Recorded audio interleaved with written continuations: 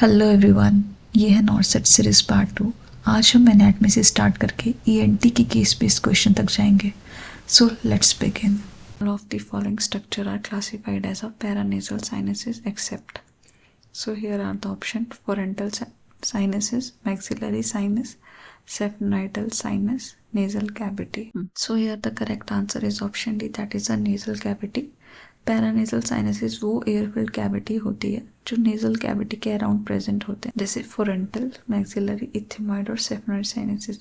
लेकिन nasal cavity खुद sinus नहीं होती, वो खुद मेन एयरवे पास ही है, इसीलिए करेक्ट आंसर होगा आपका nasal cavity. Now moving to the next question, through which of the following foramina does the vestibulocochlear nerve that is cranial number 8 pass? So here are the option: foramen rondinum, internal acoustic meatus, stylomastoid foramen, and last option is foramen ovale. So here the correct answer is B, that is a internal acoustic meatus. Vestibular cochlear nerve जो कि cranial number 8 है, hearing और balance के लिए responsible होती है। ये nerve school के अंदर से इंटरनल acoustic meatus के थ्रू पास होता है, जो पेट्रस पार्ट ऑफ टेम्पोरल बोन में प्रेजेंट होता है। बाकी जो बचे हुए ऑप्शन है वो दूसरे क्रेनियल नर्व के लिए हैं, जैसे फोरामेन ओवेल से मैंडिबुलर नर्व पास हो रही है और स्टाइलोमेस्टोइड फोरामेन से फेशियल नर्व एग्जिट करता है। Now the next question is air pressure between the middle ear and the external environment is equalised through which of the following structure that open into the pharynx? So here are the options: oval window, round window, auditory ossicle, and eustachian tube. So here the correct answer is option D, that is the eustachian tube. Middle ear का pressure equal रहना बहुत important होता है proper hearing के लिए। ये pressure equalise होता है हमारे यूस्टैकियन ट्यूब से, जो मिडल ईयर को नेजोफेरिंक्स के साथ कनेक्ट करता है। जब हम स्वेलो करते हैं या यॉन करते हैं तब ये ट्यूब ओपन होती है और प्रेशर बैलेंस हो जाता है। ओवल विंडो और राउंड विंडो इनर ईयर के स्ट्रक्चर हैं और ऑडिटरी ऑसिकल साउंड ट्रांसमिशन के लिए होते हैं, प्रेशर इक्वलाइजेशन के लिए नहीं होते हैं। So your question as a 32-year-old client present to emergency department with active anterior epistaxis. ठीक, 32 ईयर की वुमेन है, वो आपके इमरजेंसी डिपार्टमेंट में आ रही है एंटीरियर एपिस्टेक्सिस के साथ, एक्टिव है। ठीक है, the nurse initiate first aid management, which of the following action would be inappropriate at this time? तो इनमें से कौन सा एक्शन है जो इनअप्रोप्रिएट होगा इस टाइम पे, फर्स्ट एड के टाइम पे? So here are the option: instructing a client to sit upright and lean slightly forward, and the option B is applying a continuous pressure to the soft part of the nose for 10 to 15 minutes. Option C, encouraging the client to blow the nose to remove the clot before applying the pressure.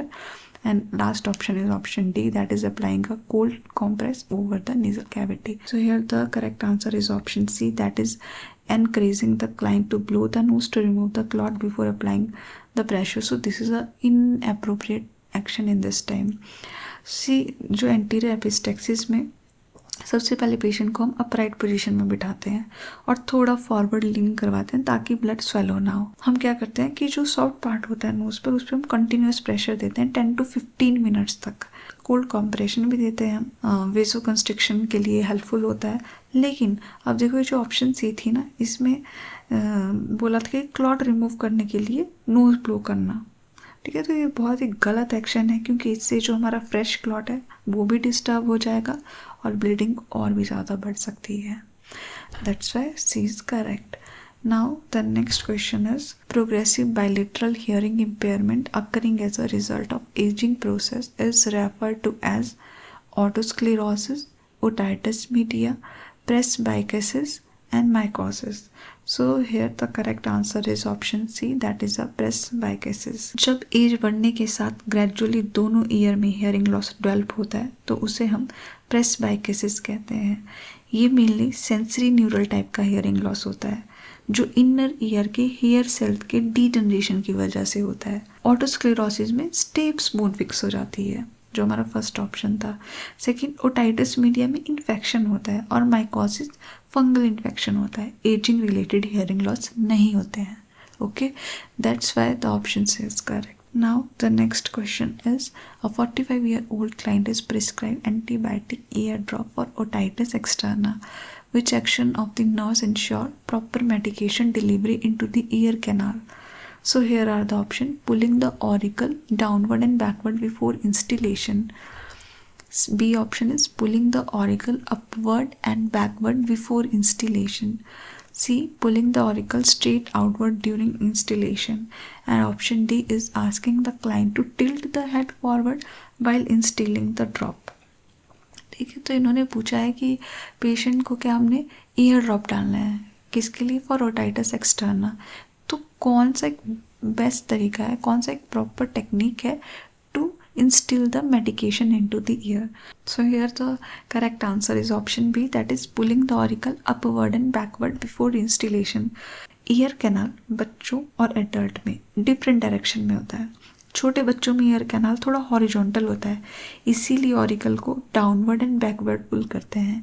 और दूसरा adult में ear canal थोड़ा vertical में होता है, इसीलिए upward and backward pull करना is a correct technique. Next question is, in the Weber test if the sound is heard louder in the diseased ear, what type of the hearing loss does it indicate? Conductive deafness, sensory neural deafness, tympanic deafness, and last is the mixed deafness, means both sensory neural and conductive deafness. So here the correct answer is option A, that is the conductive deafness. अगर बैवर test में sound affected year में ज्यादा loud सुनाई देता है तो वो conductive hearing loss होता है। सेंसरी न्यूरल लॉस में साउंड नॉर्मल ईयर में भी ज्यादा सुनाई देता है। This is a main difference between the conductive deafness and sensory neural deafness. Next question is, the majority of the cases of epistaxis originate from which of the following site? Area associated with rhinorrhea, area affected by infection, sinus region, and last option is option D, little area.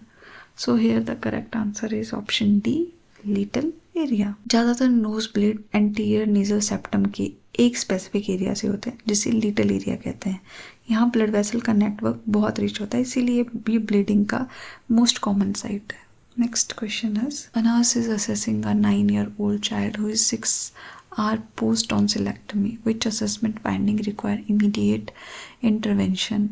So here are the option: 30 ml of dark brown drainage, heart rate of 90 beats per minute, expiratory stridor, or last option is bright red drainage from the mouth. So here the correct answer is option D, that is a bright red drainage from the mouth. Tonsillectomy के बाद सबसे बड़ा risk होता है haemorrhage का, लेकिन अगर bright red का ब्लड आ रहा है इसका मतलब है कि एक्टिव ब्लीडिंग हो रही है, जो इमरजेंसी सिचुएशन है और इमीडिएट इंटरवेंशन चाहिए। If in question there is a post tonsillectomy, always think bleeding first. Next, a nurse is caring for a child in the immediate post-operative period following a tonsillectomy, adenodectomy. Which nursing intervention is most appropriate? Allow the child to drink fluid through the straw, monitor the child's swallowing pattern, offer the ice cream every 2 hours, place the child in supine position. So here the correct answer is option B, that is monitor the child's swallowing pattern. Next question is, in Meniere's disease the underlying pathology is infection of cochlea, endolymphatic hydrops, otolith displacement, vestibular nerve tumor. So here the correct answer is option B, that is endolymphatic hydrops. Meniere's disease में inner ear के अंदर endolymph fluid का pressure बढ़ जाता है जिससे endolymphatic hydrops कहते हैं। इसी वजह से पेशेंट को वर्टाइगो, टिनाइटस, हियरिंग लॉस और ईयरफुलनेस फील होता है। So your next question is, a patient with head trauma develop a clear watery nasal discharge that increases on bending forward. Glucose is positive on testing. Most important nursing instruction. So here are the option: blow nose forcefully, insert nasal pack, avoid nose blowing, and last is the start antihistamine. So here the correct answer is option C, avoid the nose blowing. देखो, एक तो बोला है clear water discharge, दूसरा बोला है कि glucose positive. तो इसका क्या मतलब है कि CSF राइनोरिया हो सकता है पेशेंट को। अगर पेशेंट नोज ब्लो करेगा तो प्रेशर बढ़ेगा और ज़्यादा लीक होगा, इन्फेक्शन का भी रिस्क होगा जैसे कि मेनिंजाइटिस। इसीलिए सबसे इम्पॉर्टेंट इंस्ट्रक्शन ये दी जाएगी कि नोज ब्लोइंग को अवॉइड करना है। Now the next question is, a 60-year-old hypertensive male present with sudden severe vertigo, vomiting, difficulty in walking, and mild slurring of speech. He has horizontal nystagmus, no hearing loss or tinnitus. BP is 190 by 110. What is the most appropriate immediate action? Perform Dick's Halpic maneuver, administer anti-vertigo medicine, arrange urgent neuroimaging, और last is advice of salt restriction. Okay, question में क्या बोला है कि एक 60 year old hypertensive mail को sudden severe vertigo, vomiting और चलने में डिफिकल्टी और माइल्ड स्लर स्पीच है.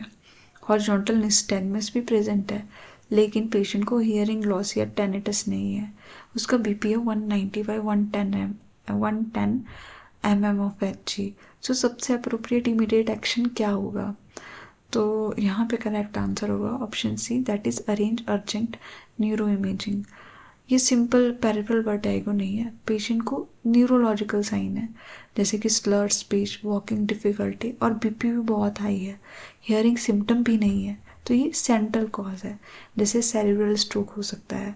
इसीलिए सबसे पहले हमने अर्जेंट न्यूरो इमेजिंग करवाना है. तो गाइस ये था हमारा नॉर्सेट सीरीज का पार्ट 2, जहाँ हमने एनाटमी और ईएनटी के कुछ इंपॉर्टेंट क्वेश्चंस डिस्कस किया. अगर आपको ये सीरीज हेल्पफुल लग रही हो तो वीडियो को लाइक करें, शेयर और चैनल को सब्सक्राइब करें, क्योंकि पार्ट 3 में हम और भी ट्रिकी और हाई लेवल के क्वेश्चन डिस्कस करेंगे. See you in the next part.